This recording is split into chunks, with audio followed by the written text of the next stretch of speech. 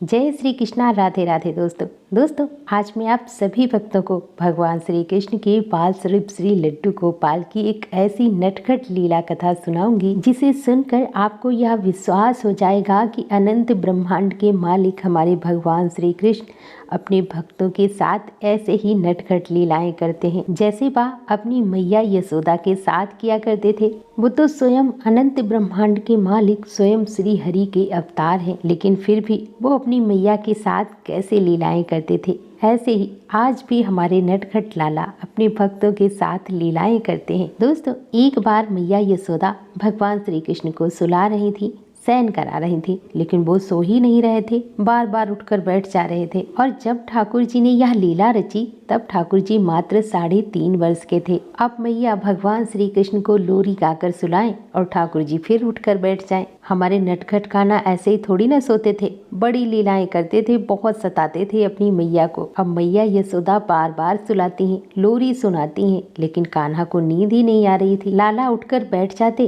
कहीं कुछ मांगने लगते, कहीं कुछ मांगते। अब लाला अपनी मैया से कह रहे हैं कि मैया आज तो मुझे चंद्र खिलौना चाहिए, मुझे तो चंद्रमा ही चाहिए खेलने के लिए। अब यशोदा मैया ने तो यह सोचकर चंद्रमा दिखाया लाला को कि लाला को नींद आ जाएगी, लाला सो जाएगा, लेकिन लाला तो जिद करने लगे कि मैया मुझे तो चांद चाहिए, मुझे तो इसके साथ ही खेलना है। ठाकुर जी कहते हैं कि मैया ये कहाँ है? मैया कहती हैं कि लाला ये चांद है। मैया मुझे तो चांद ही चाहिए, मुझे तो इसके साथ ही खेलना है। अब जब भगवान श्री कृष्ण नहीं मानते हैं, लाला नहीं मानते, तो मैया यशोदा परेशान हो जाती हैं और कहती हैं कि लाला देख, मैं तो तुझे दिखा रही थी, अब तू तो जिद करने लगा कि मुझे तो चांद ही चाहिए, और अभी मैं तुझे चांद कहाँ से ला कर दूं? अभी मैं तुझे चांद ला कर नहीं दूंगी, बाद में दूंगी। अब लाला कहते हैं मैया मुझे तो चांद अभी चाहिए। जब लाला बहुत ज्यादा जिद करने लगे तो यशोदा मैया ने क्या किया, एक परात में जल भरकर और खिड़की के पास रख दिया, और उसी परात के जल में चंद्रमा का प्रतिबिंब दिखने लगा।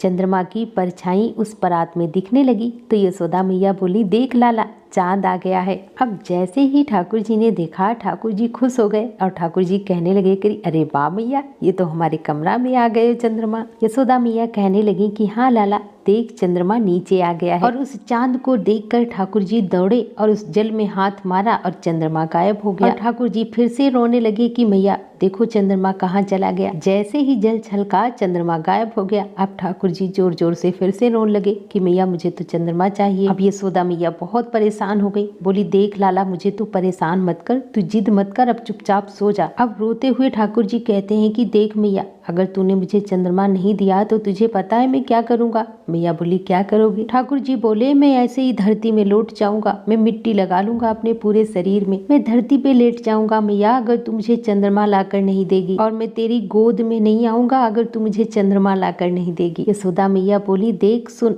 लेट जा तू वैसे ही इतना काला है, वैसे भी तुझे कोई देखता नहीं है, मैंने एक तुझे सुंदर बना देती हूँ, तेरे बाल आल बना देती हूँ, मोर पंख लगा देती हूँ, तेरा मैं श्रृंगार कर देती हूँ तो तू सुंदर लगता है, लेकिन तू मानेगा नहीं, लौट जाएगा, लौट जा। तुझे अगर धरती पर ही लेट कर खेलना है तो जाकर लेट जा धरती पर। तेरे शरीर पर जब मिट्टी लग जाएगी तो और काला हो जाएगा, तो और कोई तुझे नहीं देखेगा, तू वैसे भी इतना काला है। अब ठाकुर जी सोचने लगे कि मेरी इस बात से तो मैया मान ही नहीं रही। अब ठाकुर जी दूसरी बात सोचने लगे कि कैसे मैया मुझे चंद्रमा ला कर दे। अब ठाकुर जी फिर से यशोदा मैया से कहते हैं कि मैया अगर तूने मुझे चंद्रमा लाकर नहीं दिया ना तो मैं कल से दूध नहीं पीऊंगा और ना ही तुझसे मैं अपने बाल बंधवाऊंगा। अब यशोदा मैया बहुत परेशान हो गई, बोली नहीं पिएगा तू तो मत पी, सूख जाएगा, आंखें तेरी गड्ढन में धंस जाएंगी, और जब सूख जाएगा तो कोई तुझसे शादी नहीं करेगा, कोई ब्याह नहीं करेगा। और रही बात बाल बंधवाने की तो मत बंधवा बाल, ऐसे ही घूमता रहे। अब ठाकुर जी बोले कि मुझे लगता है मेरी इस बात से भी मैया मानेगी नहीं, अब मैं कोई दूसरा उपाय सोच लेता हूँ। अब ठाकुर जी कुछ सोच कर फिर से बोले कि मैया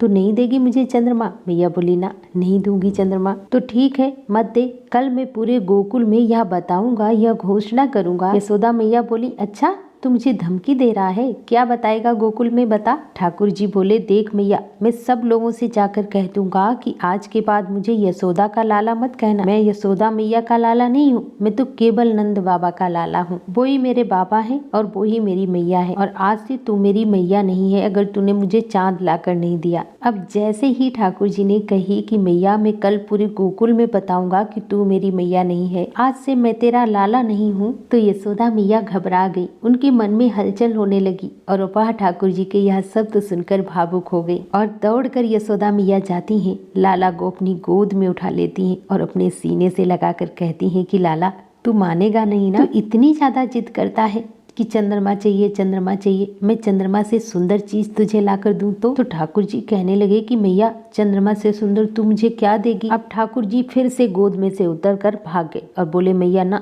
मुझे तो चंद्रमा ही चाहिए। अब यशोदा मैया कहती हैं कि लाला इधर आओ, इधर आके बात सुनो, बहुत ही गोपनीय बात है, गुप्त बात है, किसी से कहना मत। पहले तो ठाकुर जी आ ही नहीं रहे थे, लेकिन जैसे ही यशोदा मैया ने कहा कि ऐसी बात है जो तुझे बलदाऊ से नहीं कहनी है, बलदाऊ को नहीं बतानी है, इतना सुनते ही ठाकुर जी आकर पास में बैठ गए और अपना कान करके बोले कि बता मैया, कौन सी बात है? तभी यशोदा मैया ठाकुर जी के कान में कहती हैं कि लाला, तू इस चंद्रमा के लिए रो रहा है, मैं इससे सुंदर, इससे भी ज्यादा गोरी और चंद्रमा से भी ज्यादा रोशनी करने वाली मैं तुझे दुल्हनिया ला कर दूंगी। मैं तेरे लिए बहुत सुंदर दुल्हन लेकर आऊंगी। अब जैसे ही ठाकुर जी ने यह बात सुनी, ठाकुर जी मंद मंद मुस्कुराने लगे। अब ठाकुर जी यशोदा मैया से कहते हैं, यशोदा मैया के सर पर हाथ रख के कहते हैं कि मैया, तुझे मेरी कसम, तू मेरी बात सुन ले। ठाकुर जी कहते हैं कि मैया, तू मेरो अभी श्रृंगार कर और मैं अभी बिहाने जाऊंगा, मैं अभी सुंदर सी दुल्हनिया लेकर आऊंगा, मुझे तो अभी सुंदर सी दुल्हनिया चाहिए। अब यशोदा मैया बहुत परेशान हो गई और बोली, अब मैं कहाँ चली जाऊँ, क्या करूँ? अब तो मैं बहुत परेशान हो गई, अभी तक तो ये चंद्रमा मांग रहा था, अब इसे अभी दुल्हनिया चाहिए, अब इसे अभी बहू चाहिए। तभी नंद बाबा उठकर आते हैं और कहते हैं कि क्या हुआ, आज लाला सो नहीं रहा है क्या? तब यशोदा मैया ने कहा कि आज तो मुझे इसने परेशान कर लिया है, पहले तो यह चंद्रमा मांग रहा था और अब कह रहा है कि मुझे अभी दुल्हनिया चाहिए, अभी मुझे बहू चाहिए। अब जैसे तैसे उस दिन ठाकुर जी अपने बाबा के पास सो गए। अब जब सुबह होती पूरा दिन तो ठाकुर जी भूल जाते और जैसे ही रात होती उस चंद्रमा को जैसे ही ठाकुर जी देखते तो कहते, मैया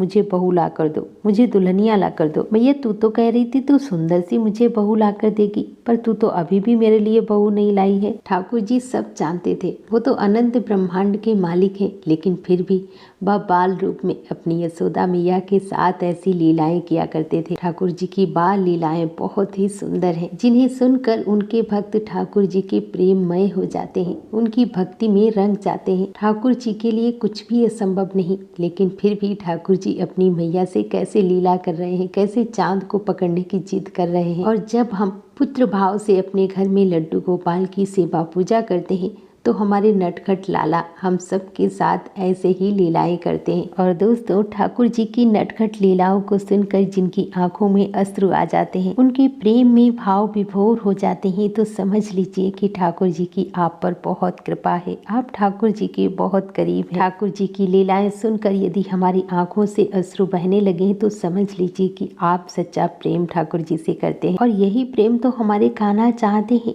यही प्रेम हमारे लाला चाहते हैं। तो दोस्तों, ये थी ठाकुर जी की आज की अद्भुत लीला कथा। ठाकुर जी की लीला कथा हमेशा सुनते और सुनाते रहना चाहिए, जिससे हमारा ठाकुर जी के प्रति प्रेम बढ़ता है, हमारी भक्ति बढ़ती है। और मेरे साथ एक बार प्रेम से बोलो, लड्डू गोपाल की जय, कृष्ण कन्हैया की जय, जय जय श्री राधे।